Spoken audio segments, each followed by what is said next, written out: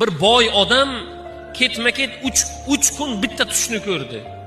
Tush ko'rganida bir odam kelyapti-da, aytayaptiki, tur o'rningdan. Bir odamga yordam ber. Mana shu tushni 3 kun ketma-ket ko'rganda 3-kun aytdi xayolida. Bo'ldi, men yordam beraman. Kimga yordam berishim kerak? Kimning oldiga boray yordam berish uchun? Men boy odamman haqiqatda.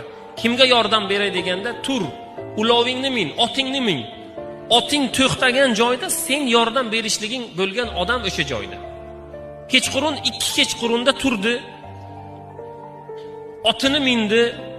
Alloh taolo fazl qilgan tomonga yurdi. Yursa, oti masjidning oldida to'xtadi.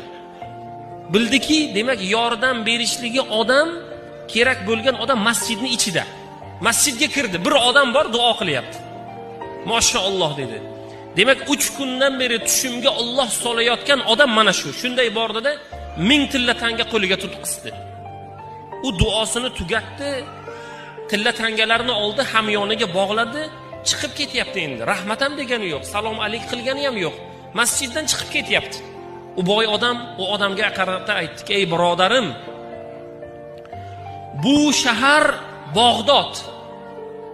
Meni ismim Junayd. Mabodo senga yana yordam kerak bo'lsa, Junayd Bag'dodiyning uyi qayerda desang, hamma meni uyimni ko'rsatadi. Chunki men Bag'doddagi oldi boylardanman. Xohlagan payt pulmi, uymi, ulovmi, nima kerak bo'lsa mendan so'ra", dedi.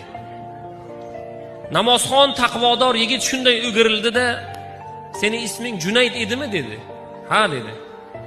"Sen jinni ekansan Junayd", dedi. "Aqling yo'q ekan", dedi sani. Boy odamni g'azabi kelib: "Ey birodar, sen nima deyapsan? Senga men ehson bersam shuncha joydan kelib, salom alayk qilmasang men bilan, rahmat ham aytmasang, yana senga to'g'ri ma'noda, yana yordam kerak bo'lsa, meni oldimga kel desam, sen meni jinniga chiqaryapsan", dedi. "Nima uchun?" dedi. U odam ham taqvodor odam ham aytdiki: "Birodar, sendan jinni deyishlikdan boshqa senga bir sifat topa olmadim. Sen haqiqatda jinnisan", dedi. "Nima uchun?" deganda, "Men bandaman", dedi u taqvodor yigit. "Men insonman. Menga yordam kerak bo'lib qolishligi mumkin. Har doim ora-orada ojiz qolaman. Xo'p, lekin menga biror bir narsa kerak bo'lsa, seni oldinga kelmayman", dedi menga. "Shuning uchun menga manzilingni aytmay qo'yaver", dedi. Nima uchun desa, menga biror bir narsa kerak bo'lsa, men Robbimning oldiga boraman. Allohning oldiga